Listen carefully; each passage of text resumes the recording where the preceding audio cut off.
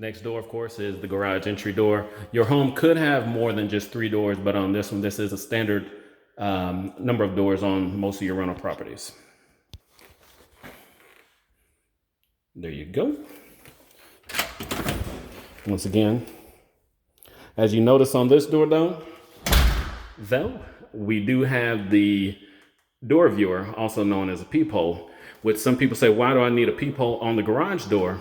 Just in case someone comes up and knocks on your garage door. If you leave your main garage door open, you can look out safely and see who's at the door. Now, your tenant safety also consists of smoke detectors, which is, you see the smoke detector behind me. That is a carbon monoxide as well as smoke detector, also known as a combination smoke detector.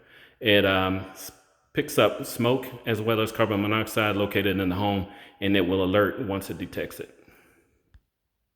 This property that I'm in currently is a 2-story property. This one, it does have smoke detectors, one outside of the bedrooms. See, there's 2 bedrooms here. We also have bedrooms over here on the other side. See a smoke detector on the outside of that. Texas Property Code states you should have 1 smoke detector adjacent to each bedroom, as well as 1 located inside of each bedroom. As we walk into one of the bedrooms, you can see there's a smoke detector there, and that's the same setup in each of the rooms in this home. One commonly missed piece of Texas Property Code are window locks. One commonly missed item for Texas Property Code are working window locks. Each window in the home should have a wing clamp type of lock if the window latches that were original to the windows are not functioning. Here's the window locks. This is a brand new home.